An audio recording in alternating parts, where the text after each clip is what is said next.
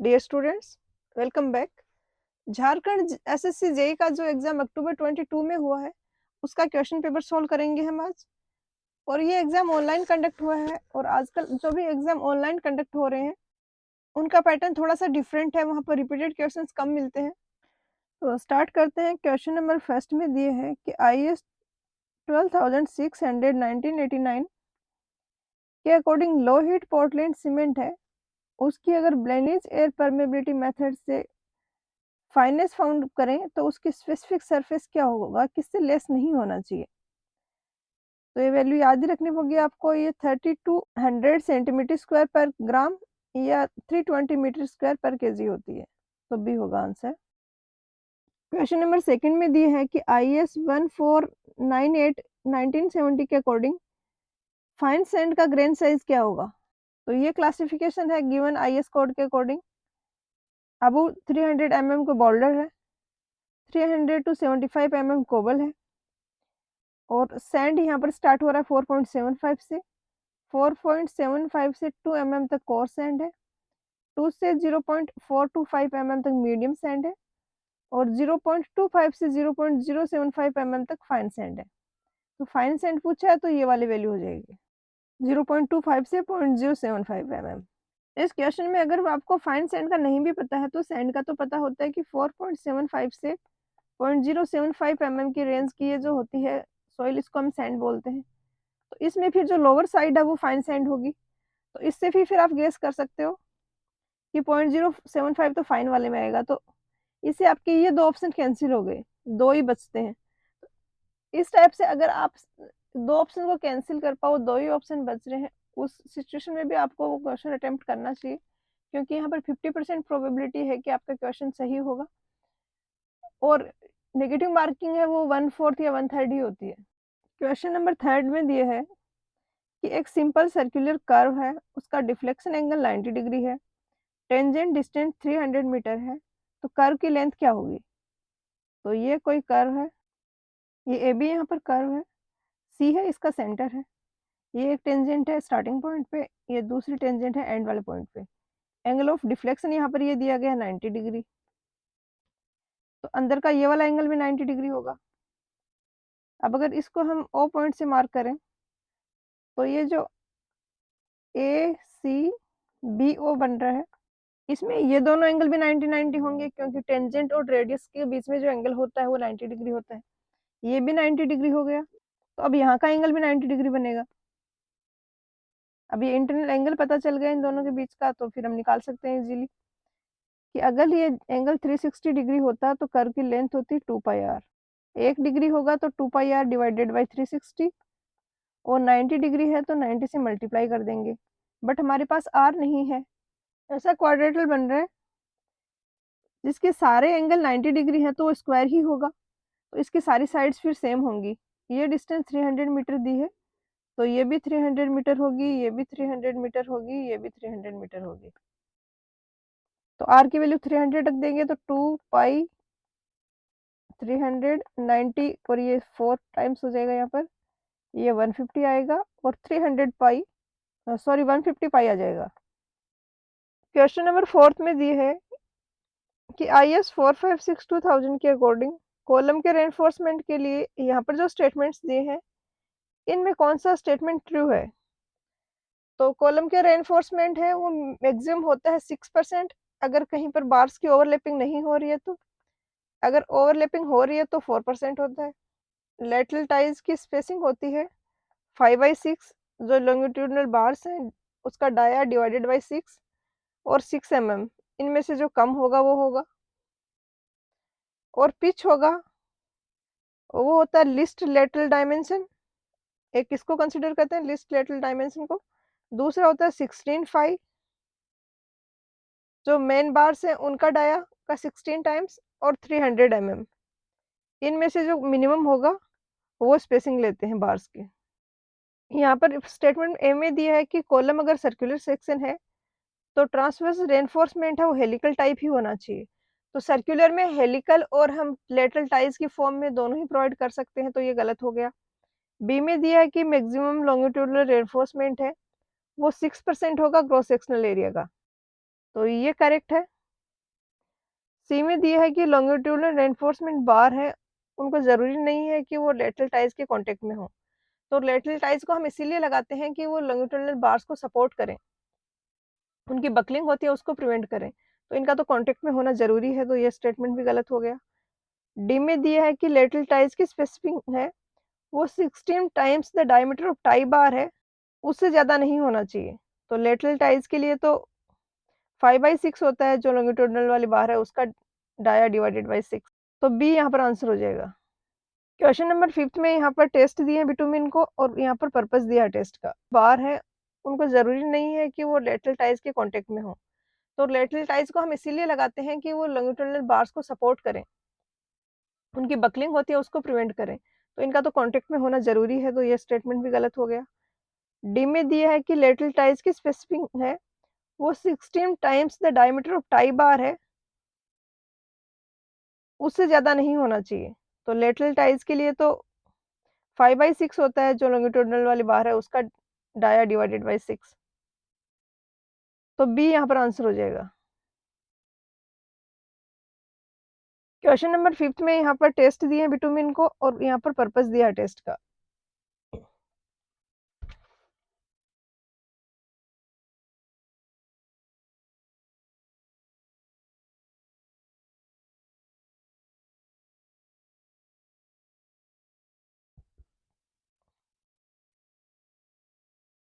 Flash and fire test होता है, ये वो लोवेस्ट टेम्परेचर फाइंड आउट करता है जिस पर कि वेपर सब्सटेंस है जो बिटुमिन का वो फायर कैच कर ले, बर्निंग स्टार्ट हो जाए उसमें।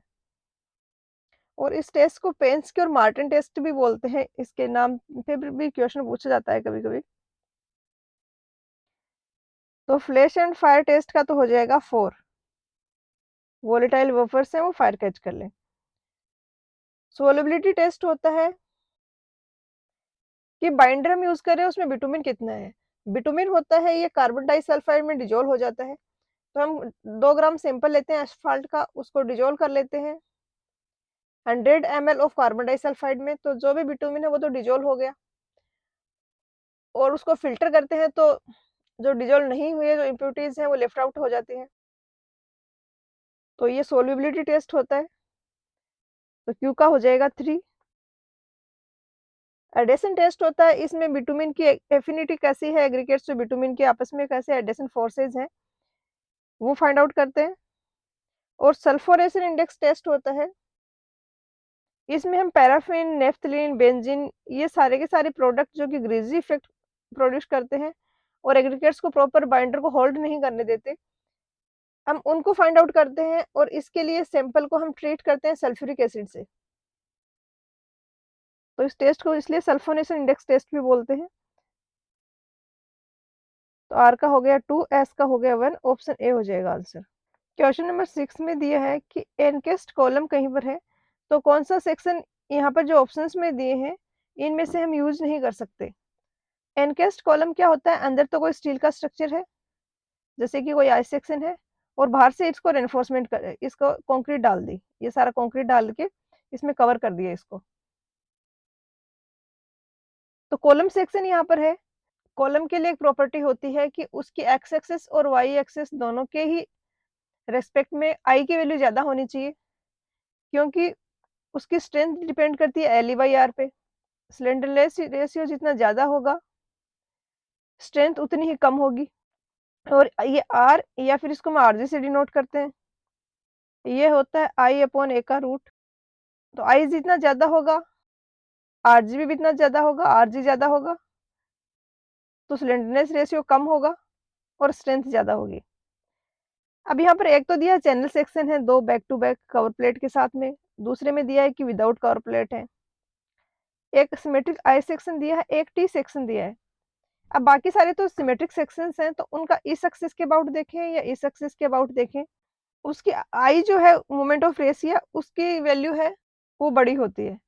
बट टी सेक्शन का अगर हम देखें तो टी सेक्शन का सेंट्रोइड होगा कुछ यहाँ पे, तो इस एक्सिस के अबाउट तो इसकी आई की वैल्यू सफिशियंट है, बट इस एक्सिस के अबाउट इसकी आई की वैल्यू है वो काफी कम होती है।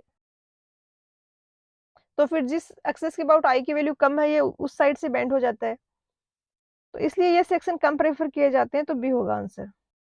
क्वेश्चन नंबर 7th में दिया है कि बर्नौलीज इक्वेशन होती है P upon gamma plus V square upon 2G plus Z, ये कांस्टेंट होता है। तो ईच टर्म यहाँ पर इक्वेशन की क्या रिप्रेजेंट कर रही है? तो एनर्जी को रिप्रेजेंट करती है बर्नौलीज इक्वेशन, और एनर्जी यहाँ पर हम रिप्रेजेंट करते हैं पर यूनिट वेट। एक तो जैसे यहाँ पर ये Z आ रहा है डेटम, और अगर आपने फिजिक्स में पढ़ा हो, आपको याद हो, तो ये mgh होता है, जैसे कि पोटेंशियल एनर्जी को हम mgh से डिनोट करते हैं। तो ये तो एनर्जी है। अगर मैं h से एनर्जी को डिनोट कर रही हूँ, तो मतलब मैंने इसको w से डिवाइड किया, mg है, तो ये w होगा। हेड की टर्म में हम एनर्जी को डिनोट कर रहे हैं, जो कि पर यूनिट एनर्जी होगी, पर यूनिट वेट एनर्जी होगी। तो बी होगा आंसर। क्वेश्चन नंबर 8 में दो स्टेटमेंट दिए हैं। फर्स्ट स्टेटमेंट है पिगमेंट वॉल्यूम कंसंट्रेशन के रिगार्डिंग। पिगमेंट वॉल्यूम कंसंट्रेशन होता है कि किसी भी पेंट में पिगमेंट का जो वॉल्यूम है डिवाइडेड बाय टोटल वॉल्यूम है जो नॉन वोलेटाइल कॉन्स्टिट्यूएंट है पेंट के, उनका। और पेंट में पिगमेंट के साथ में जो हम पॉलीमर ऐड कर रहे हैं वो सफिशिएंट होना चाहिए कि उसकी वेटिंग प्रॉपर हो पाए।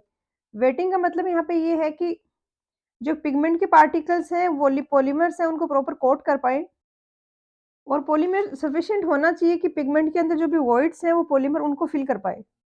और ये जो सफिशिएंट पॉलीमर की क्वांटिटी होती है, ये अगर हम लेते हैं पेंट में, उसके कॉरस्पॉन्डिंग जो पिगमेंट वॉल्यूम कंसंट्रेशन होता है उसको क्रिटिकल पिगमेंट वॉल्यूम कंसंट्रेशन बोला जाता है। अगर कहीं पर पीवीसी पिगमेंट वॉल्यूम कंसंट्रेशन की वैल्यू सीपीवीसी से कम होती है तो पॉलीमर वहाँ पे सफिशिएंट है। पीवीसी की वैल्यू कम है मतलब पिगमेंट हम कम ले रहे हैं। अगर पिगमेंट कम ले रहे हैं, पॉलीमर उतना ही है, तो सफिशिएंट होगा वो। और ये पिगमेंट वॉल्यूम कंसंट्रेशन होता है बहुत लार्जली अफेक्ट करता है जो पेंट की कैरेक्टरिस्टिक है, जैसे gloss, washability, adhesion, hiding power, permeability.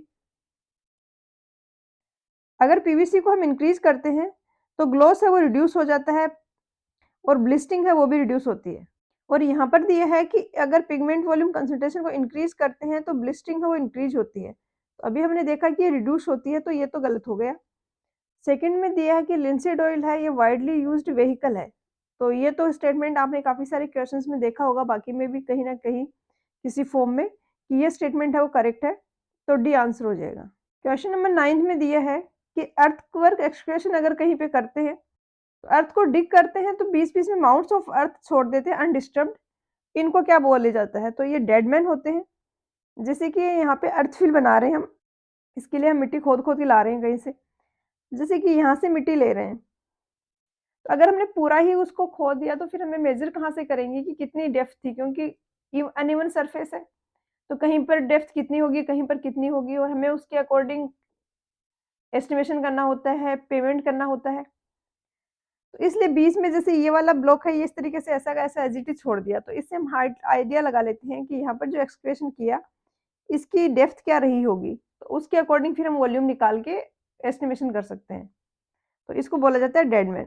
तो डी आंसर हो गया यहाँ पर। क्वेश्चन 10th में दिया है कि एक लाइन पी क्यू है, उसकी मैग्नेटिक बेरिंग है एस 52 डिग्री ईस्ट, डिक्लिनेशन है 3 डिग्री वेस्ट, तो ट्रू बेरिंग क्या होगी पी क्यू लाइन की? तो ये जैसे है ट्रू नॉर्थ है, सबसे पहले तो आपको यही मार्क करना है इस टाइप के क्वेश्चंस में। ये ट्रू साउथ हो गया, ये ईस्ट हो गया, ये वेस्ट हो गया। अब मैग्नेटिक नॉर्थ और मैग्नेटिक साउथ को मार्क करेंगे। इसके लिए यहाँ पर दिया है कि 3 डिग्री वेस्ट का इंक्लिनेशन है, तो ये 3 डिग्री है ट्रू नॉर्थ, इससे 3 डिग्री वेस्ट की तरफ यहाँ पर मैग्नेटिक नॉर्थ होगा, और ये यहाँ पर मैग्नेटिक साउथ हो जाएगा। अब लाइन पी क्यू को हम बनाएंगे। अब पी क्यू है ये एस से 52 डिग्री पे है। एस कौन सा वाला? मैग्नेटिक बेरिंग दी है, तो मैग्नेटिक वाला जो साउथ है उससे 52 डिग्री पे है। तो यहाँ पर इस तरीके से ये लाइन आ जाएगी कुछ, ये पी हो गया, ये क्यू हो गया, और ये मैग्नेटिक साउथ के साथ में इसका एंगल है ये 52 डिग्री है। हमसे पूछा है ट्रू बेरिंग, तो हम ट्रू वाला जो साउथ है उससे एंगल लेंगे। ये एंगल 3 डिग्री है ये वाला, तो ये वाला एंगल भी 3 डिग्री होगा। तो यहाँ ट्रू साउथ से इसका ये जो टोटल एंगल हो जाएगा 52 प्लस 3 55 डिग्री, तो सी हो जाएगा। क्वेश्चन 11th में दिया है कि कोई रेनफोर्स्ड कंक्रीट स्लैब है, 2 डायरेक्शन में स्पैनिंग है, तो उसमें Ly/Lx की मैक्सिमम वैल्यू क्या होगी कि उससे ऊपर हम उसको वन वे के जैसे डिज़ाइन करेंगे। तो अगर दोनों डायमेंशन में डिफरेंस बहुत कम है, तो उस केस में तो उसको टू वे स्लैब लेते हैं। बट एक उसका डायमेंशन है वो दूसरे कंपैरेटिवली काफ़ी लार्ज अगर है, तो उस केस में हम उसको वन वे के जैसे डिज़ाइन करते हैं और इसका क्राइटेरिया होता है कि Ly/Lx है, अगर ये ग्रेटर देन 2 है तो हम इसको वन वे स्पैन के जैसे वन वे स्लैब के जैसे डिज़ाइन करेंगे। तो 2 होता है ये तो सी हो जाएगा आंसर। क्वेश्चन 12 भी काफ़ी ईज़ी है, इसमें टेक्निकल तो कुछ है ही नहीं। एक यहाँ पर दिया है साइज़ बीम का क्रॉस सेक्शन, हाइट दी है, कितना रेनफोर्समेंट लगेगा ये भी दिया है और रेट भी दिया है, तो हमें जस्ट कैलकुलेट करना है। तो सबसे पहले तो हम निकालेंगे क्रॉस सेक्शनल एरिया कितना आएगा। बीम का एरिया है 300/300, सारे को ऐसे यूनिट में रख लेते हैं तो 1000 आ जाएगा, नीचे डिवाइड कर दिया। इसका 2% रेनफोर्समेंट है, तो इतना मीटर स्क्वायर तो रेनफोर्समेंट है क्रॉस सेक्शन में और लेंथ है 3 मीटर, तो वॉल्यूम हो जाएगा यहाँ पर अब इंटू 3। अब वॉल्यूम से हमें वेट निकालना है क्योंकि रेट यहाँ पर वेट की फॉर्म में दिया हुआ है कि 70 रुपीज़ पर केजी है। तो अब मास आ जाएगा टोटल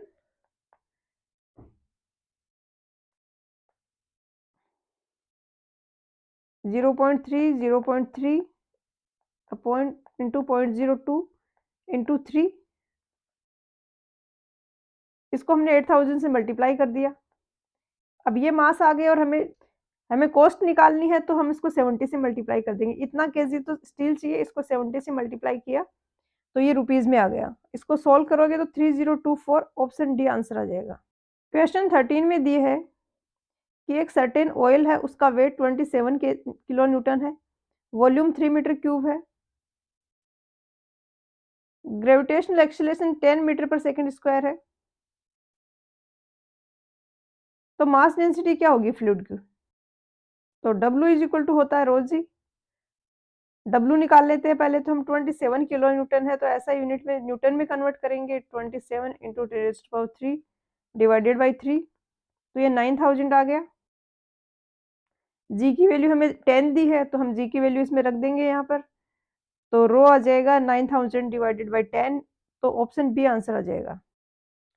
क्वेश्चन नंबर 14 में दिए है कि IS 2386/1983 के अकॉर्डिंग पार्टिकल साइज डिस्ट्रीब्यूशन में ये फाइंड आउट हुआ कि कोर्स एग्रीगेट्स हैं, उनका साइज है 25 mm, तो मिनिमम वेट ऑफ सैंपल क्या होगा? तो इस टाइप के क्वेश्चंस में तो आपको याद ही रखना होता है जो डेटा है वो। ये मैक्सिमम साइज है, सब्सटेंशियल प्रोपोर्शन में ज़्यादा पोर्शन मतलब इस वाले साइज का है, और ये भी इतना मिनिमम वेट है हम सैंपलिंग के लिए लेंगे। तो क्वेश्चन में 25 वाला दिया है तो 25 के कॉरस्पॉन्डिंग है 50 केजी, तो ए आंसर हो जाएगा। क्वेश्चन नंबर 15 में दिए है कि ग्रेन डिफेक्ट को हाइड करने के लिए फ्रेंच पॉलिश अगर हम यूज़ कर रहे हैं तो कौन सा टाइप ऑफ वर्निश यूज़ करेंगे? तो ये स्प्लिट वर्निश होता है। और इस टाइप के क्वेश्चंस अगर आपने पहले नहीं देखे हैं तो डिफ़िकल्ट होता है क्योंकि बहुत ही ज़्यादा स्पेसिफिक हैं। इस टाइप का सेम क्वेश्चन एक आर-अगोर की बुक में दिया हुआ है, अगर आपने वो क्वेश्चन किया है तो आप ये भी कर लोगे। तो इस तरीके से एमसीक्यू क्वेश्चंस की जितना ज़्यादा आप प्रैक्टिस करोगे और रिवाइज़ करोगे, तो उनके सिमिलर एग्ज़ैक्ट सिमिलर ना होके कुछ सेम कांसेप्ट पे भी क्वेश्चंस मिलेंगे, तो भी फिर आप उसको अटेम्प्ट कर पाओगे। क्वेश्चन नंबर 16 है, काफ़ी ईज़ी है, जस्ट फॉर्मूले में वैल्यूज़ रखनी है। यहाँ पर दिया है कि नॉर्मल स्ट्रेस 180 है, पोर वाटर प्रेशर ये है, effective shear strength parameter of soil है वो हमें निकालना है, कोहेशन की वैल्यू दी है, एंगल ऑफ शियरिंग रेजिस्टेंस दिया है, √3 की वैल्यू क्या लेनी है ये भी दिया है, ताकि कैलकुलेशन सिंपल हो जाए। तो शियर स्ट्रेंथ का फॉर्मूला होता है C plus sigma tan phi, तो C दिया है 15, सिग्मा ये होता है सिग्मा इफेक्टिव वाला जो स्ट्रेस होता है वो, तो इफेक्टिव स्ट्रेस हो जाएगा 180, टोटल स्ट्रेस में से पोर वाटर प्रेशर माइनस कर देंगे इंटू 10/30, तो 15 प्लस 120 10/30 की वैल्यू होती है 1/√3, √3 को हमें लेना 1.7, तो इस तरीके से इसको सॉल्व करोगे तो ये बी आ जाएगा आंसर। क्वेश्चन नंबर 17 में दिया है कि कहीं पर रेन गैस स्टेशन इंस्टॉल करना है और रिकॉर्ड और ट्रांसमिट करने में लेस सबसे कम जो है ह्यूमन इंटरवेंशन हो, तो कौन सी टाइप की गेज वहाँ पर नहीं प्रोवाइड की जाएगी? तो साइमंस रेन गेज है, नॉन रिकॉर्डिंग टाइप है, तो ये नहीं प्रोवाइड की जाएगी। क्वेश्चन नंबर 18 में दिए है कि रिजल्टेंट साउंड लेवल है वो क्या होगा अगर दो सोर्सेज हैं, एक का साउंड लेवल 100 डीबी है, दूसरे का 50 डीबी है। तो इसका एक्चुअल जो फॉर्मूला है और एग्जैक्टली कैलकुलेट करने का जो मेथड है उसको समझने की आपको ज़रूरत नहीं है, क्योंकि इसके क्वेश्चंस ऐसे हैं कि आपको एक छोटा सा अगर कंसेप्ट पता है तो उससे हो जाएंगे। इसमें डायरेक्टली इनका एडिशन नहीं होता है, स्क्वायर रूट भी नहीं लेते हैं। ये एक लॉगरिथम का फॉर्मूला होता है और इसके रिजल्ट कुछ इस तरीके से आते हैं कि दो 100 डीबी के साउंड अगर है तो उनका रिजल्टेंट आता है अराउंड 13 डीबी के आसपास। कोई भी दो सोर्सेज सेम साउंड लेवल के हैं तो उसमें +3 करना होता है, और अगर और भी कोई छोटी वैल्यू है तो दूसरे सोर्स की, तो फिर जो रिजल्टेंट आएगा उसकी वैल्यू और भी कम आएगी, बट वो 100 से ज़्यादा आएगी। तो यहाँ 100 डीबी और 50 डीबी है, तो ये अगर 100 होता तो ये 103 डीबी आता। तो अभी ये 100 और 103 के बीच में कुछ आएगा। तो ऐसा ऑप्शंस में देखो तो आप एक ही ऑप्शन ए है, क्योंकि बाकी तो बहुत दूर है, तो सबसे नज़दीक ऑप्शन है ऑप्शन ए है, तो ये आंसर हो जाएगा। क्वेश्चन नंबर 19 में दिए है कि एक मेजर इरिगेशन कैनाल है, उसके लिए culturable commanded area 1.2 kilometre square है, जिसमें से 0.9 किलोमीटर स्क्वायर कल्टीवेटेड है खरीफ सीजन में, और 0.6 किलोमीटर स्क्वायर लैंड है वो कल्टीवेटेड है रबी सीजन में। तो इंटेंसिटी ऑफ इरिगेशन क्या होगा? अच्छा क्वेश्चन है, और ये ऐसे है कि इसमें मिस्टेक करते हैं स्टूडेंट जनरली, है सिंपल। इसमें इंटेंसिटी 100% से ज़्यादा भी निकल के आ जाती है, और ये चीज़ है जो कंफ्यूज करती है स्टूडेंट्स को। ईयरली इंटेंसिटी ऑफ इरिगेशन होता है कि एक साल में टोटल कितनी लैंड इरिगेट कर रहे हैं divided by culturable commanded area कितना है उसका। एक साल में ईयरली मिला के कितनी लैंड इरिगेट कर रहे हैं, 0.9 तो एक सीजन में कर रहे हैं, 0.6 दूसरी सीजन में कर रहे हैं, डिवाइडेड बाय टोटल जो कल्चरेबल कमांडेड एरिया है वो, तो ये 1.2 से डिवाइड करेंगे, तो ये 1.5 डिवाइडेड बाय 1.2, तो इसको सॉल्व करोगे तो ये 125% के आसपास ये कुछ आएगा, तो डी आंसर हो जाएगा। क्वेश्चन 20 में दी है कि वो कौन सा एस्टिमेट है जिसको प्रेफर करते हैं अगर कहीं पर एडिशनल वर्क देना है या फिर कोई फर्दर डेवलपमेंट रिक्वायर्ड है किसी वर्क में। तो चार टाइप के एस्टिमेट यहाँ पे क्वेश्चन में दिए हैं। एनुअल रिपेयर कॉस्ट एस्टिमेट होता है कि स्ट्रक्चर को सेफ कंडीशन में रखने के लिए एनुअल कितनी मेंटेनेंस कॉस्ट रिक्वायर्ड है उसके लिए। डिटेल्ड कॉस्ट एस्टिमेट होता है, काफ़ी एक्यूरेट एस्टिमेट होता है, और इसमें हर एक वर्क में कितनी क्वांटिटीज कंज्यूम होगी उनको मेजर करके उनकी कॉस्ट निकाल के प्रॉपर डिटेल्ड एस्टिमेट किया जाता है। और सप्लीमेंट्री कॉस्ट होता है, ये भी एक डिटेल्ड कॉस्ट एस्टिमेट ही होता है, और ये तब रिक्वायर्ड होता है जब कोई एडिशनल वर्क है वो प्रोग्रेस ऑफ ओरिजिनल वर्क के ड्यूरेशन में एडिशनल वर्क को रिक्वायर्ड हो तो एडिशनल वर्क है तो सप्लीमेंट्री एस्टिमेट हो गया। क्वेश्चन नंबर 21 में दिए है कि वेट के बेसिस पे पोर्टलैंड पोज़ोलाना सीमेंट में जो फ्लाई ऐश लिया जाता है उसकी क्वांटिटी कितनी होती है। तो फ्लाई ऐश है वो थर्मल प्लांट्स का बाई प्रोडक्ट है, और IS 1489 के अकॉर्डिंग पीपीसी में इसका होता है 15% टू 35%। तो सी हो गया आंसर। क्वेश्चन 22 में 4 स्टेटमेंट दिए हैं यहाँ पर, और ध्यान से क्वेश्चन को पढ़ना है, इनकरेक्ट वाले को आइडेंटिफाई करने हैं। स्टेटमेंट 4 में दिया है कि लाइन्ड कैनाल है उनका हार्डली ग्रेडियंट होता है वो फ्लैटर होता है compare to unlined canal same discharge carry करने के लिए। तो लाइन्ड कैनाल में तो ज़्यादा वेलोसिटी हम अलाउ कर सकते हैं, वहाँ पर स्कोरिंग का इश्यू नहीं होता, तो वहाँ पर स्टीप स्लोप दिया जाता है ताकि वेलोसिटी ज़्यादा रहे और एरिया जो रिक्वायर्ड है वो कम हो। S3 में दिया है कि क्रॉस सेक्शनल एरिया जो रिक्वायर्ड है लाइन कैनाल का वो लेस होगा अनलाइन्ड कैनाल से सेम डिस्चार्ज के लिए। तो ये सेम मैंने S4 में एक्सप्लेन किया कि वहाँ पर वेलोसिटी ज़्यादा अलाउ कर सकते हैं, इसलिए वहाँ पर स्टीप स्लोप रखा जाता है और एरिया रिक्वायर्ड आता है वो कम होता है, क्योंकि Q होता है A इंटू V, तो अगर V ज़्यादा है तो A कम होगा तो भी सेम डिस्चार्ज मिल जाएगा। S2 में दिए है कि लाइनिंग अगर हम कैनाल्स की करते हैं तो एक रफ सरफेस प्रोवाइड करता है और रुगोसिटी कोएफिशिएंट को इंक्रीज करता है। तो लाइनिंग में तो हम एक स्मूथ सरफेस प्रोवाइड करते हैं, एक स्टेबल सरफेस प्रोवाइड करते हैं जो पेरीमीटर है उसके अलोंग, तो ये गलत हो गया। फर्स्ट में दिए है कि लाइन्ड कैनाल है तो ग्रेटर इवेपोरेशन लॉस होगा। तो लाइन्ड कैनाल में अगर क्रॉस सेक्शनल एरिया कम है तो टॉप विड्थ भी कम होगी, टॉप विड्थ कम होगी तो एरिया कम है जिससे इवेपोरेशन लॉसेज हो रहे हैं, तो इवेपोरेशन लॉसेज भी लाइन्ड कैनाल में ही कम होंगे। तो S1 S2 दोनों गलत हो गए। तो ये आंसर हो जाएगा बी। क्वेश्चन 23 में दिया है कि यहाँ पर जो पैरामीटर दिए हैं, इनमें से डायमेंशनलेस पैरामीटर को आइडेंटिफाई करना है।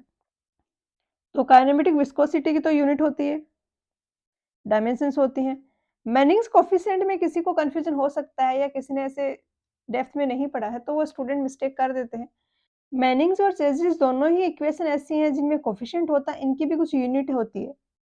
क्योंकि यहाँ पर आप लेफ्ट हैंड साइड और राइट हैंड साइड की यूनिट्स मैच करोगे, तो अगर n यूनिटलेस है तो ये मैच ही नहीं हो रही है, तो n की यूनिट होती है यहाँ पर और चेज़िस कोफिशिएंट में भी होती है।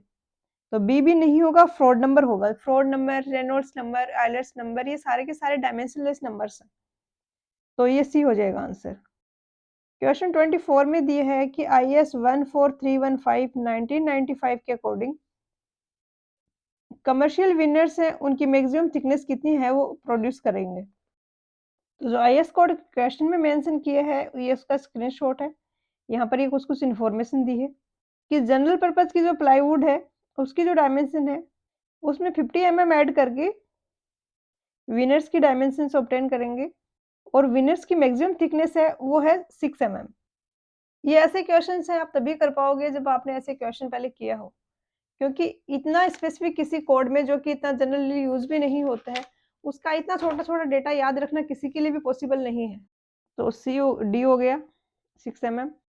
क्वेश्चन 25 में दिया है कि कहीं पे अर्थन वर्क करना है। राइट बैंक है, उसकी हाइट दी है 4 मीटर, लेंथ 300 मीटर है। लेफ्ट बैंक की हाइट है वो 3 मीटर है, लेंथ 400 मीटर है। क्रॉस सेक्शन है एम्बैंकमेंट का वो ट्रेपेजोइडल है, टॉप विड्थ 2 मीटर है और साइड स्लोप 2:1 होगा। तो इस तरीके से होता है, कोई एम्बैंकमेंट होता है उसका कंस्ट्रक्शन। ये है हाइट, जो कि फर्स्ट वाले केस में जो कि राइट बैंक है वहाँ पर दिए 4 मीटर, टॉप विड्थ है 2 मीटर और साइड स्लोप है ये 2:1 है, 2 हॉरिजॉन्टल टू 1 वर्टिकल। तो वर्टिकल अगर 4 है, ये 4 मीटर है, तो ये हो जाएगा 8 मीटर। ये ऊपर वाला 2 मीटर एज इट इज आ जाएगा और इधर भी ये हो जाएगा 8 मीटर। अब हमें वॉल्यूम निकालना है अर्थवर्क का, तो एक बैंक का हम क्रॉस सेक्शनल एरिया निकालेंगे और उसको लेंथ से मल्टीप्लाई कर देंगे। तो ये एरिया हो जाएगा 4 into a plus b by 2। 2 तो ऊपर वाला है और नीचे वाला ये डायमेंशन हो गया 8 प्लस 2 10 प्लस 8 18 डिवाइडेड बाई 2। इसको फिर लेंथ से मल्टीप्लाई कर देते हैं। सेम इसी तरीके से हम लेफ्ट बैंक के लिए भी निकाल लेंगे। वहां पर हाइट है वो 3 मीटर है, ये 4 मीटर था, अब यहाँ पर हाइट है 3 मीटर। टॉप विड्थ सेम है, तो ये तो 2 मीटर ही रहेगा, ये 20 का 2 मीटर ही रहेगा, ये 2:1 ही रहेगा, तो ये हो जाएगा 6 मीटर। ये आ जाएगा 6 मीटर, ये 20 का है 2 मीटर। तो इस तरीके से ये हो जाएगा 6 plus 2 plus 6 plus 2 divided by 2 a plus b by 2 multiply by 3 multiply by 400। इस तरीके से सॉल्व करोगे तो एक ही आ जाएगा 12,000 4 मीटर वाला और दूसरा आ जाएगा 9600। 9600 तो इसको सॉल्व करोगे तो ये 21,600 ऑप्शन बी आंसर आ जाएगा। क्वेश्चन नंबर 26 में दिया है कि सर्कुलर सेक्शन कोई है, उसमें यूनिट ट्विस्ट का करना है, यूनिट एंगल से ट्विस्ट करना है, यूनिट उसकी लेंथ है, तो टॉर्जनल रिजिडिटी है वो क्या होगी। तो जैसे बेंडिंग में इक्वेशन होती है वैसे हमारे पास टॉर्जन में होती है T upon J tau upon r is equal to G theta upon L. यहाँ से हम लिख सकते हैं T theta will be equal to G J upon L, और अगर एल को भी इधर ले आए हैं कि इतना टॉर्क रिक्वायर्ड है जो कि यूनिट लेंथ की एक शाफ्ट है उसमें यूनिट 1 डिग्री के एंगल से ट्विस्ट कर रहा है, तो उसका जो टॉर्क होता है वो ये आ गया। तो अब इधर एल को हम इधर ले गए तो यहाँ पर बचेगा जी इंटू जे, और ये जी इंटू जे होता है टॉर्जनल रिजिडिटी। इसमें 2 पैरामीटर आ रहे हैं, एक तो जी आ रहा है जो कि जिस मटेरियल की शाफ्ट बनी हुई है उसकी प्रॉपर्टी है, दूसरा आ रहा है जे कि इसकी ज्योमेट्रिकल जो प्रॉपर्टीज हैं शाफ्ट की वो भी आ जाएंगी। तो यही 2 चीज़ें हैं जो कि अफ़ेक्ट कर सकती हैं रिजिडिटी को। तो ये टॉर्क हो जाएगा ऑप्शन ए। क्वेश्चन नंबर 28 में दिया है कि ओपन चैनल फ्लो में जो रेशियो होता है wetted area to wetted perimeter, ये क्या होता है? तो हार्डलिक रेडियस होता है A/P, तो डी हो गया आंसर। क्वेश्चन नंबर 29 में दिया है कि वाटर में अगर ऑब्जेक्शनेबल टेस्ट और ऑर्डर है, उसको रिमूव करना है और उसमें डिज़ोल्व्ड गैसेज़ भी हैं जैसे कार्बन डाइऑक्साइड, हाइड्रोजन सल्फाइड, तो इन सबको रिमूव करने का जो प्रोसेस होता है वो क्या होता है? ये होता है एरिएशन, जिसमें कि वाटर को हम इंटीमेट कॉन्टैक्ट में लाते हैं एयर के ताकि वो ऑक्सीजन अब्ज़ॉर्ब कर ले। क्वेश्चन नंबर 30 में दिए है कि नीचे जो ऑप्शंस दिए हैं इनमें से कौन-सा ऐसा है जिसकी यूनिट ऑफ मेजरमेंट डिफरेंट होगी एस्टिमेशन के लिए? एस्टिमेशन एंड कॉस्टिंग अगर किसी भी एग्जाम में आप अपीयर हो रहे हो उसमें सिलेबस में है, तो उसमें एसएससी जेईई के जो रिसेंटली 5 टू 10 इयर्स के प्रीवियस ईयर क्वेश्चन पेपर्स हैं, उनको कर लो, ये बहुत अच्छे से कवर करता है एस्टिमेशन एंड कॉस्टिंग वाले पोर्शन को। तो प्लास्टिंग अगर मेजर करते हैं, डैम प्रूफ कोर्स को मेजर करते हैं, ब्रिक वॉल है अगर वो हाफ ब्रिक वॉल है, थिकनेस उसकी 10 सेंटीमीटर है, तो इन सबको तो मेजर किया जाता है मीटर स्क्वायर में। बट एक्सपांशन जॉइंट होती हैं उनको मीटर में मेजर किया जाता है, तो ये डिफरेंट हो गया, बी हो जाएगा। क्वेश्चन 31 है, यहाँ पर भी स्टेटमेंट दिए हैं S1 S2 और आइडेंटिफाई करना है हमें ट्रू और फॉल्स स्टेटमेंट्स को। तो 2 पॉइंट और 3 पॉइंट प्रॉब्लम दोनों ही ऐसे होते हैं कि रिसेक्शन के मेथड है कि कोई मैप है, हमें उसको वापस से प्लेन टेबल पे लगा के कुछ और मार्क करना है, कुछ मिस हो गया उसको ऐड करना है। तो हम सीट ऐसे ही ले जाके रख के उसमें नहीं मार्क कर सकते क्योंकि हो सकता है कि इधर हमारा नॉर्थ हो और मार्क किया तो ये हमने बनाई सीट तो ऐसी थी और हमने जब इसको कुछ और प्लॉट करना है तो हमने इधर की तरफ इसको ओरिएंटेशन कर दिया और अब सारा का सारा ही गलत हो जाएगा। तो हमें पहले उसका प्रॉपर ओरिएंटेशन करना पड़ता है कि वो सीट एग्ज़ैक्टली ग्राउंड पर जिस पॉइंट को रिप्रेज़ेंट कर रही है वो उसके ऊपर रखी हुई हो। तो इसके एक होता है 3 पॉइंट प्रॉब्लम मेथड जिसमें कि 3 पॉइंट्स होते हैं जो कि हमारे पास सीट पे भी बने हुए हैं और 3 पॉइंट्स ये हमारे पास ग्राउंड में भी हैं। तो हमें तीनों की हेल्प से हम इसको ओरिएंटेशन करते हैं, रिसेक्शन करते हैं। एक होता है 2 पॉइंट प्रॉब्लम जिसमें कि 2 पॉइंट हमारे पास इस पे सीट पे बने हुए हैं और ये 2 ही पॉइंट हमारे पास ग्राउंड पे भी हैं, तो हम इन 2 पॉइंट्स की हेल्प से ओरिएंटेशन करते हैं, रिसेक्शन करते हैं। अब स्टेटमेंट 1 में दिया है कि 3 पॉइंट प्रॉब्लम का जो मेथड होता है, इसमें है कि 2 पॉइंट्स की गिवन हमें पोजीशन है और उसकी हेल्प से हम 1 पॉइंट की पोजीशन है वो मार्क करते हैं। तो ऐसा नहीं है, तीनों पॉइंट्स की पोजीशन हमारे पास बनी हुई है, ये फील्ड में भी है, हमें विजिबल है और इनकी हेल्प से हम रिसेक्शन करते हैं। S2 में दी है कि 2 पॉइंट प्रॉब्लम में क्या होता है, प्लेन टेबल में हम इन्वॉल्व करते हैं स्टेशन को लोकेट करने के लिए। S2 में दिया है कि हमारे पास 2 पॉइंट्स हैं, जिनकी मैप पे हमारे पास लोकेशन प्लॉटेड है, वो फील्ड में भी अवेलेबल है, विजिबल है। उनकी हेल्प से हम ओरिएंटेशन करते हैं, रिसेक्शन करते हैं। तो S2 तो सही हो गया, S1 गलत हुआ, तो बी हो गया। क्वेश्चन 32 में दिए है कि एक सॉफ्ट इंटरफेस है, उसका सरफेस टेंशन 0.09 न्यूटन पर मीटर है, इंटरनल प्रेशर हमें कैलकुलेट करना है और डाई है 0.03। तो यहाँ पे जस्ट फॉर्मूला लगाना है आपको। सोप का बबल है तो 8 सिग्मा बाई डी हो जाएगा। तो वैल्यू रखोगे यहाँ पर 8 इंटू 0.09 डिवाइडेड बाई 0.03, तो ये 24 आ जाएगा।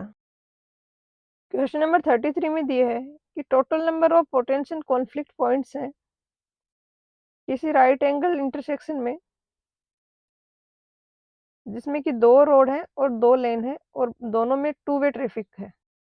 तो ये राइट एंगल इंटरसेक्शन है, 2 वे रोड है, 2 लेन रोड है, 2 वे ट्रैफिक है। तो मेजर कॉन्फ्लिक्ट इसमें होते हैं 16 जो आमने-सामने वाले होते हैं। मर्जिंग वाले होते हैं जैसे कि एक व्हीकल इधर जा रहा है और दूसरे को इधर इसमें मर्ज होना है तो उसमें कोलिजन हो गए। तो माइनर कॉन्फ्लिक्ट होते हैं 8, व्हीकल कॉन्फ्लिक्ट टोटल हो गए 24 और 8 इसमें पेडेस्ट्रियन कॉन्फ्लिक्ट होते हैं। तो वेहिकुलर ही पूछा है हमें तो 24 हो जाएगा। तो डी हो गया। क्वेश्चन नंबर 34 में दिए है कि IAS 456-2000 के अकॉर्डिंग कोई कैंटिलीवर रेनफोर्स्ड बीम है, डी उसकी इफेक्टिव डेप्थ है, बी उसकी ब्रेड्थ है। तो क्लियर डिस्टेंस क्या होगी free end of the cantilever से, ताकि उसमें कोई लेटरल स्ट्रेन ना हो। तो बीम की लेटरल स्टेबिलिटी को इंश्योर करने के लिए उसकी रेस सिलेंडरनेस लिमिट्स होती हैं। कि सिंपली सपोर्टेड और कंटिन्यूअस बीम है, तो लेटरल डिस्टेंस के बीच में जो क्लियर डिस्टेंस है वो 60 बी और 250 बी स्क्वायर अपॉन डी है। इनमें से जो लेस है वो होगा। क्वेश्चन में दिया कैंटिलीवर बीम, तो इसके लिए होता है 25 बी और 100 बी स्क्वायर अपॉन डी। ये इस टाइप के कुछ रिपीटेड क्वेश्चंस भी आते हैं इसमें, और अराउंड 50% तो आपको ऐसे क्वेश्चंस आराम से मिल जाएंगे जो किसी बुक में दिए हुए हैं या फिर बेसिक्स ही कुछ फंडामेंटल्स हैं। तो इनमें अगर आपने ठीक परफॉर्म कर लिया, फिर बचे हुए क्वेश्चन में थोड़ा बहुत भी करते हो तो हो जाता है कट ऑफ लाइक। बट काफ़ी बार स्टूडेंट्स ये पैटर्न देख के डिमोटिवेट हो जाते हैं, प्रिपेयर ही नहीं करते अच्छे से कि पता नहीं कहाँ से पेपर आ रहे हैं, कैसे क्वेश्चंस पूछे जाते हैं। तो ऐसा नहीं है कि जो टॉप कर रहे हैं, जो सेलेक्ट हो रहे हैं, वो सारे हर टाइप के क्वेश्चंस कर लेते हैं। बट वो ईज़ी वाले क्वेश्चंस में बहुत अच्छा कर लेते हैं, तो बाकी में वो थोड़ा बहुत भी एवरेज भी करते हैं। तो ऑल ओवर उनकी परफॉर्मेंस बहुत अच्छी रह जाती है। ये हो गया। क्वेश्चन नंबर 35 है, इसमें दिया है कि आईएस 1200 1974 है। इसके अकॉर्डिंग स्लैब की जो हम डायमेंशंस मेजर करते हैं, तो थिकनेस को नियरेस्ट किसके करेंगे, कितने मीटर तक करेंगे? तो ये 5 mm या 0.005 मीटर होता है। और अगर आप किसी भी एग्जाम में अपीयर हो रहे हो, उसमें एस्टिमेशन और कॉस्टिंग का ठीक-ठाक वेटेज है, जो कि मोस्टली होता है जेईई के एग्जाम्स में। तो उसके लिए आप एसएससी जेईई के प्रीवियस 8 टू 10 इयर्स के क्वेश्चन पेपर कर लो। स्पेसिफिकली अभी जो रिसेंट हुआ है उसमें सीबीटी जब से होने लगा है, तब से काफ़ी वैरायटी ऑफ क्वेश्चंस आने लगे हैं और बहुत सारे क्वेश्चन पेपर्स होते हैं। तो वो सारे क्वेश्चन पेपर्स अगर आप कर लो तो आपका एस्टिमेशन कॉस्टिंग बहुत अच्छे से कवर हो जाएगा। क्वेश्चन नंबर 36 में दिया है कि एक व्हीकल है, वो 20,000 किलोमीटर ट्रेवल करता है एनुअली, और 50,000 ऐसे व्हीकल्स मिलके कितना एनओएक्स प्रोड्यूस करेंगे अगर इमिशन रेट है वो 2 ग्राम पर किलोमीटर पर व्हीकल है। यहाँ पर भी कुछ कंसेप्ट नहीं है, सिंपल बेसिक मैथ्स अप्लाई करनी है आपको कि एक व्हीकल 20,000 किलोमीटर चलता है तो कितना करेगा इमिशन। 2 ग्राम करता है 1 किलोमीटर में, 20,000 में करेगा इंटू 20,000 केजी में कन्वर्ट कर देते हैं इसको, 10⁻³ से मल्टीप्लाई कर दिया। ये तो हो गया एक व्हीकल का। इसको 50,000 से मल्टीप्लाई किया तो अब सारे व्हीकल्स का इमिशन आ गया केजी में, ये एक का आया था केजी में।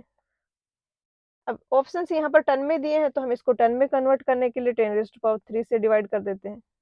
इसको जब आप सॉल्व करोगे तो उसकी कैलकुलेशन भी काफ़ी सिंपल है, ए आ जाएगा आंसर। क्वेश्चन 37 में दिया है कि सीमेंट की कौन सी प्रॉपर्टी है वो ऑटोक्लेव टेस्ट से फाइंड आउट करते हैं। सीमेंट की साउंडनेस चेक करने के लिए या तो हम लीच एटेलियर टेस्ट यूज करते हैं या ऑटोक्लेव करते हैं। लीच एटेलियर है ये ओनली फ्री लाइम की वजह से जो साउंडनेस है वही फाइंड आउट कर पाता है, ऑटोक्लेव है वो सारा कर लेता है। बट स्टूडेंट्स इनमें कंफ्यूज होते रहते हैं कि बार बार रिवाइज करना पड़ता है कि ऑटोक्लेव किसके लिए है, लीच एटेलियर किसके लिए है। तो मैं हिंट दे रही हूँ आपको यहाँ पर एक याद रखने के लिए। लीच एटेलियर से याद रखना है लाइम, एल आ रहा है तो लाइम ओनली के लिए करेगा ये, और ऑटोक्लेव है ये ऑल के लिए करेगा। ऑल कौन कौन से के कारण होता है ये लाइम या फिर एमजीओ के कारण। तो इसे यहाँ पर हो जाएगा ऑप्शन ए। फाइननेस के लिए या तो सीयू टेस्ट होता है या ब्लेनिज एयर परमेबिलिटी टेस्ट होता है। सेटिंग टाइम के लिए हम विकेट अपैरेटस यूज करते हैं, और वर्केबिलिटी के लिए हम स्लम्प या कॉम्पैक्शन फैक्टर टेस्ट यूज करते हैं, वीबी टेस्ट भी यूज करते हैं। क्वेश्चन नंबर 38 में दिया है कि एक्टिव और पैसिव अर्थ प्रेशर होते हैं सॉइल में, उसमें कोहेशन का क्या इफेक्ट आएगा। तो ये एक्टिव अर्थ प्रेशर का फॉर्मूला होता है पी ए होता है के ए गामा जेड माइनस 2c के ए का रूट, और पैसिव अर्थ प्रेशर का होता है के P gamma Z plus 2c के पी का रूट। अब c अगर कहीं पे आ रहा है तो वो पीए को तो रिड्यूस कर रहा है क्योंकि ये माइनस आ रहा है यहाँ पर, और पीपी को इंक्रीज कर रहा है। तो डी होगा करेक्ट कि एक्टिव प्रेशर है उसको डिक्रीज कर रहा है, पैसिव रेजिस्टेंस पैसिव प्रेशर है उसको इंक्रीज कर रहा है। तो डी हो गया। क्वेश्चन नंबर 39 में दिया है कि कॉम्पेक्शन टेस्ट है, उसमें डिफरेंट पैरामीटर हैं जी, डब्ल्यू, एस और ई। तो गामा डब्ल्यू अगर यूनिट वेट ऑफ वाटर है तो unit weight of soil eight 0 air void से ये किस पर डिपेंड करेगा। तो 0 एयर वॉइड्स है उसको हम ड्राई डेंसिटी भी बोलते हैं क्योंकि सॉइल है वो अब सैचुरेटेड है। बट एक्चुअल में जो हम सैचुरेशन की बात करते हैं और 0 एयर वॉइड्स की बात करते हैं, इनमें एक मेजर डिफरेंस होता है कि जब हम जनरली सैचुरेशन की बात कर रहे हैं तो उस केस में हम इतना वाटर ऐड कर देते हैं कि सॉइल जो है वो उसमें जो भी वॉइड्स हैं वो सारे के सारे वाटर से फिल हो गए। तो ये प्रैक्टिकल पॉसिबल है, ये अचीवेबल है। बट ज़ीरो एयर वॉइड्स एक थ्योरेटिकल कंसेप्ट है, क्योंकि यहाँ पर हम सॉइल को कॉम्पैक्ट कर के इतना कॉम्पैक्ट करते हैं कि उसमें जो एयर वॉइड्स हैं वो फिनिश हो जाएँ सारे, और वाटर है वो एज़ इट इज़ बचा रहे उसमें। तो ये प्रैक्टिकली पॉसिबल नहीं हो पाता कि हम एग्ज़ैक्टली उतना कॉम्पैक्ट कर दें इसको कि एयर वॉइड्स बचे ही ना। बट थ्योरेटिकली कंसेप्ट है कि अगर सेम वाटर कंटेंट पे मान लिया 4% वाटर कंटेंट है, तो उस पर जितना वाटर है वो तो अवेलेबल है एज़ इट इज़, उसमें कोई चेंज नहीं हुआ। कॉम्पैक्शन से एयर वॉइड्स 0% हो गए, तो इसको बोलते हैं zero air voids. But ultimately तो ये भी सैचुरेशन पे जो मास डेंसिटी होती है उसी के इक्वल होगा। तो सैचुरेशन मास डेंसिटी होती है G गामा W E रो W upon 1 plus E। S तो 1 हो गया, तो S तो इसमें आएगा नहीं, तो ये 2 ऑप्शन तो कैंसिल हो गए। दूसरा, जब हम कॉम्पैक्ट कर रहे हैं तो हम E की वैल्यू को चेंज कर रहे हैं। E कॉम्पैक्शन से पहले जो था बाद में था वो सेम नहीं होता। तो हम इस इक्वेशन को E के बजाय हम इस तरीके से लिखना ज़्यादा प्रेफ़र करते हैं कि W G E से रिप्लेस कर दिया, S is equal to WG होता है। S 1 हो गया और E को हमने WG से रिप्लेस कर दिया इस तरीके से। तो ये इक्वेशन बनी हमारे पास। तो इसके अकॉर्डिंग ए होगा आंसर। क्वेश्चन नंबर 40 में दिया है कि बेंडिंग मोमेंट कैलकुलेट करना है फिक्स एंड से 3 मीटर के डिस्टेंस पे। तो ये जैसे यहाँ पर पॉइंट आया एक फिक्स्ड से 3 मीटर के डिस्टेंस पे, तो ये डिस्टेंस हो जाएगी 2 मीटर। इसका सेंटर आएगा यहाँ पर, और इसकी ये सेंटर की डिस्टेंस हो जाएगी 5 मीटर। तो M3 आ जाएगा 10 into 2 plus 13 into 4 into 5। 13 into 4 तो ये टोटल लोड हो गया, 5 डिस्टेंस हो गई। इसको जब आप सोल्व करोगे तो 280 kilo newton metre, option A आ जाएगा। क्वेश्चन नंबर 42 में दिया है कि फ्लूइड अगर रेस्ट पे है तो शियर स्ट्रेस मैक्सिमम होगा। तो फ्लूइड अगर रेस्ट पे है तो शियर स्ट्रेस 0 होता है, क्योंकि अगर फ्लूइड है इसकी कोई शियर स्ट्रेंथ तो होती नहीं है, कोई भी हम इसमें शियर स्ट्रेस लगाते ही मूवमेंट स्टार्ट हो जाता है। तो कोई मूवमेंट नहीं हो रहा है, मतलब शियर स्ट्रेस है वो 0 है, तो ये तो गलत हो गया। सेकंड में दिया है कि गेज प्रेशर है, इसमें हम प्रेशर मेजर करते हैं लोकल एटमॉस्फेरिक प्रेशर के रिस्पेक्ट में। तो 2 तरीके होते हैं प्रेशर मेजर करने के, कि एक तो हम डेटम ले रहे हैं कि 0 प्रेशर है, तो दूसरा हम एटमॉस्फेरिक प्रेशर को डेटम लेते हैं। इसका रीज़न ये है कि जैसे कि फ्री एटमॉस्फेयर में कोई भी ऑब्जेक्ट लाई कर रहा है, ये टेबल कोई यहाँ पर रखी हुई है, तो इस पे हम तो कोई प्रेशर कहीं से नहीं लगा रहे हैं। तो एक तो हम मान लें कि इस पे 0 प्रेशर है, और इस पे रिस्पेक्ट में हम प्रेशर को मेजर करें कि कितना ज़्यादा प्रेशर है, तो वो तो हो जाता है गेज प्रेशर। इस पे प्रेशर लग रहा था एटमॉस्फेयर प्रेशर के कारण, उसको हम डिनोट करते हैं पीए से, तो हमने उसको 0 मान के इसके रिस्पेक्ट में इसको डेटम लेते हुए हमने प्रेशर को मेजर किया, और मान लिया इस पे कोई वाटर है यहाँ पर स्टैंडिंग, और इसके कारण 5 किलो न्यूटन पर मीटर स्क्वायर का प्रेशर आ रहा है। तो ये गेज प्रेशर हो गया।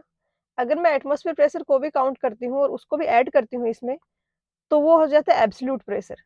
हम एटमॉस्फेयर प्रेशर को क्यों इग्नोर कर देते हैं काफ़ी बार? डेटम को हम एटमॉस्फेयर प्रेशर क्यों ले लेते हैं? क्योंकि एटमॉस्फेयर प्रेशर तो हर एक ऑब्जेक्ट पे लग रहा है, जो भी फ्रीली लेइंग है कोई एटमॉस्फेयर में। तो यहाँ पर दिया है गेज प्रेशर होता है, इसमें लोकल एटमॉस्फेयर प्रेशर के रिस्पेक्ट में हम प्रेशर को मेजर करते हैं, तो ये करेक्ट है। फर्स्ट फॉल्स है, सेकंड ट्रू है, सी हो गया। क्वेश्चन 43 में दिया है कि सीपीडब्ल्यूडी है सेंट्रल पब्लिक वर्क्स डिपार्टमेंट, उसके अकॉर्डिंग जब हम मेजरमेंट कर रहे हैं तो कितनी ओपनिंग होगी तब तक हम कोई डिडक्शन नहीं करेंगे कंक्रीट वर्क में। अगर 0.1 मीटर स्क्वायर तक की कोई ओपनिंग है तो उसको हम रिडक्शन नहीं करते हैं उसके लिए, तो डी हो गया यहाँ पर। क्वेश्चन 44 में दिया है कि रेक्टेंगुलर रेनफोर्स्ड कॉलम है कोई बी इंटू डी उसके डायमेंशन है, यूनिएक्सियल बेल्डिंग हो रही है उसमें, एम मोमेंट है, पी एक्सियल लोड है, कैरेक्टरिस्टिक स्ट्रेंथ है कंक्रीट की वो एफसी की है, तो डिजाइन कर्व है वो कौन सा होगा जो एम और पी के बीच में जो रिलेशनशिप शो कर रहा हो। तो यूनिएक्सियल जो बेंडिंग होती है जिसमें एक एक्सिस के अबाउट बेंडिंग हो रही है, उसमें एम अगर इस एक्सिस पे लें, पी इस एक्सिस पे लें, तो इस तरीके से ये ग्राफ आता है। और इस ग्राफ को हम तीन पार्ट्स में डिवाइड करते हैं, कि पहला ये है जहाँ पर बेंडिंग मोमेंट की तो वैल्यू बहुत कम है, पी की वैल्यू काफ़ी ज़्यादा है। तो अब यहाँ पर फेलियर होगा वो कंप्रेशन के कारण होगा। तो ये वाली रेंज है कंप्रेशन फेलियर की है। ये कब हो रहा है? जब एसेंट्रिसिटी स्मॉल है। स्मॉल एसेंट्रिसिटी से है तो एम कम है, पी ज़्यादा है कंपैरेटिवली। इसके बाद ये पॉइंट आता है जो कि डिनोट कर रहा है बैलेंस फेलियर को, और उसके बाद इस तरीके से होता है ये कि पी की वैल्यू तो बहुत ही कम है, एम की वैल्यू ज़्यादा है। तो इसमें क्या होगा, टेंसिल में फेल होगा कॉलम। जब बेंडिंग मोमेंट की वैल्यू बहुत ज़्यादा है तो एक साइड में कंप्रेशन आ रहा है, एक में टेंशन आ रहा है। कंक्रीट कंप्रेशन में तो स्ट्रॉन्ग है, फेल हो रही है वो टेंशन साइड से हो रही है। तो वो फेलियर है, वो टेंशन फेलियर है। तो इस तरीका का ये ग्राफ बनता है। अब ऑप्शंस में देखें तो ये बी है, ये करेक्ट है। क्वेश्चन नंबर 45 में दिया है कि एक चैन सर्वे वर्क कहीं पर कर रहे हैं और चैन लाइन के बीच में रिवर आ गई है, और ये डायग्राम यहाँ पर दिया है, ये यहाँ पर ये रिवर जा रही है इस तरीके से। हमें डिस्टेंस ए बी मेजर करनी है। ये यहाँ पर दिए हुए हैं काफ़ी सारी डायमेंशंस। ये यहाँ पर सी ए डी 40 मीटर दिया है, सी ए और ए डी दोनों 40 मीटर है, तो ये 40 मीटर है, ये 40 मीटर है। सी ए डी ये जो एंगल है 90 डिग्री है। सी ई 75 मीटर है, ए सी ई 90 डिग्री है। तो यहाँ पर सर्वे का कुछ नहीं है, यहाँ पर भी बेसिक आपको मैथ्स अप्लाई करना है, ज्योमेट्रिक जो होता है, ट्रिग्नोमेट्री की जो प्रॉपर्टीज होती हैं वो। यहाँ पर ये एंगल है, यहाँ पर ये थीटा है। तो अगर मैं ये अंदर वाला ट्राइंगल कंसीडर कर रही हूँ, ये वाला, तो टेन थीटा आएगा 40 अपॉन ए बी, क्योंकि ये डिस्टेंस गिवन है 40 मीटर। और अगर मैं ये बाहर वाला ट्राइंगल कंसीडर करूँ, ये वाला ट्राइंगल, तो इसके लिए टेन थीटा आ जाएगा 75 अपॉन ए बी प्लस 40। सी की डिस्टेंस है, ये वाली 75 मीटर है, और ये डिस्टेंस 40 मीटर गिवन है, तो ये आ जाएगा। अब इसको इक्वेट करेंगे तो सिंपल सा है, इसको x से रिप्लेस कर रही हूँ मैं, तो 40 upon x 75 plus x upon 40। इसको सोल्व करोगे तो x आ जाएगा 45.7, डी हो गया। क्वेश्चन 46 में दिया है कि फ्लो थ्रू पाइप्स के रिगार्डिंग ये स्टेटमेंट दिए हैं, इनमें से कौन सा ट्रू है कौन सा नहीं है। फर्स्ट में दिया है कि पाइप फ्लो में जो लॉस ऑफ हेड होगा वो कॉन्ट्रैक्शन पे स्मॉल होगा कंपेयर्ड टू एक्सपांशन। तो ऐसा होता है फ्लूइड फ्लो में कि एक तो है ये पाइप है, इस तरीके से हमने इसको कॉन्ट्रैक्शन कर दिया, कम कर दिया एरिया। दूसरा होता है कि एक्सपेंशन कर दिया, तो कॉन्ट्रैक्शन में उतना दिक्कत नहीं होती है। एक्सपेंशन में क्या होता है, इधर से पाइप फ्लो हो रहा था, ये पाइप में फ्लो हो रहा था, फिर यहाँ पर फ्लो है वो सेपरेट हो जाता है इन कॉर्नर्स में, और यहाँ पर एडीज फॉर्म हो जाते हैं, और उन एडीज के कारण लॉसेस होते हैं वो बहुत ज़्यादा होते हैं। तो यहाँ पर फर्स्ट तो ट्रू है। सेकंड में दिया है कि हार्डली ग्रेडियंट लाइन है पाइप में कांस्टेंट डायमीटर के लिए, वो हमेशा एनर्जी ग्रेडियंट लाइन से ऊपर होती है। हार्डली ग्रेडियंट लाइन होती है P upon W plus Z को जो डिनोट कर रही है वो लाइन है। एनर्जी ग्रेडियंट लाइन होती है P upon W plus V square upon 2g plus Z. तो ये वाली एनर्जी ग्रेडियंट लाइन हमेशा ऊपर रहेगी, तो बी गलत हो गया, S1 ट्रू है, तो सी हो जाएगा। क्वेश्चन नंबर 47 में दिया है कि पैसेंजर कार्ट वैल्यू एक पैडल साइकिल के लिए कितनी होगी, तो ये होती है 0.5।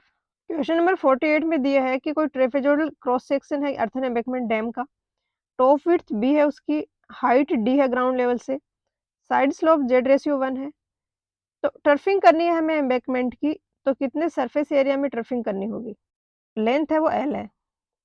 तो टर्फिंग होता है कि कुछ प्लांटेशन वगैरह कर देते हैं ताकि जो सरफेस है उसमें इरोजन ना हो। तो हमें कितनी डिस्टेंस पे टर्फिंग करनी होगी, ये डिस्टेंस और ये डिस्टेंस। इस डिस्टेंस को हम L से मल्टीप्लाई करेंगे तो पूरा सरफेस एरिया आ जाएगा जिसपे कि टर्फिंग करनी है।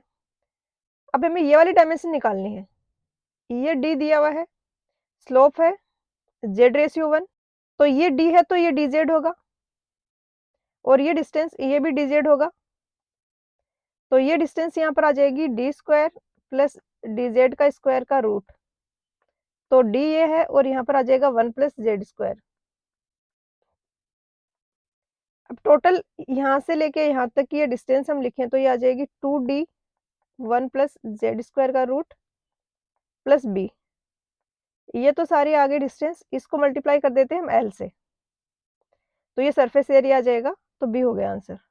क्वेश्चन 49 में दिया है कि IS 800 2007 के according maximum effective slenderness ratio tension member का कितना होना चाहिए, किससे एक्सीड नहीं करना चाहिए मतलब।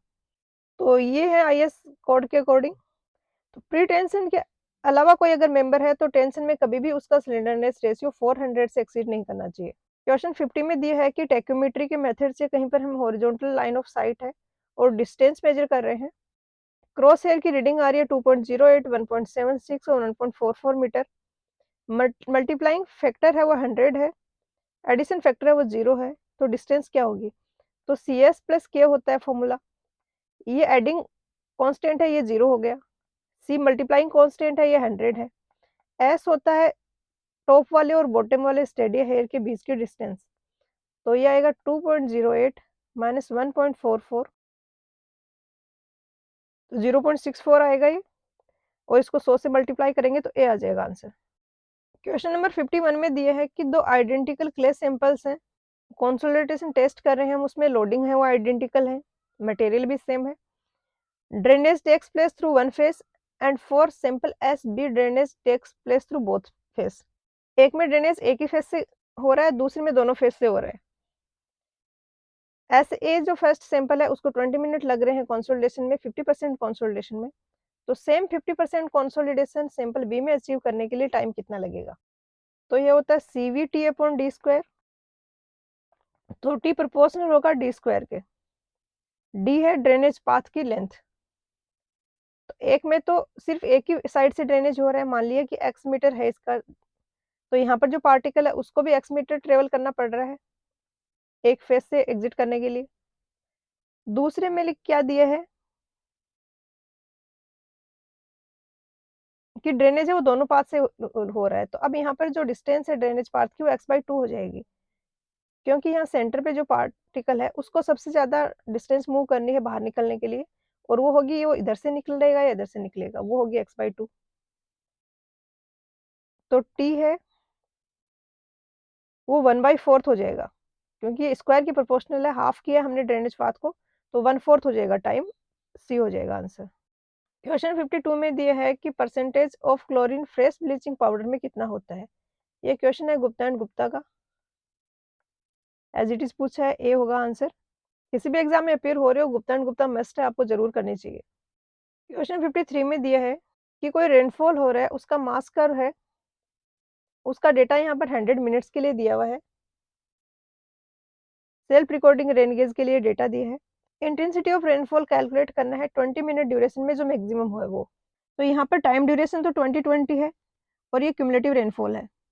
तो स्टार्टिंग के 20 मिनट्स में रेनफॉल हुआ 5, यहाँ पर हुआ 7, यहाँ पर हुआ 14, यहाँ पर हुआ 6, यहाँ पर हुआ 3, और टाइम ड्यूरेशन तो इक्वल है यहाँ पर 2020।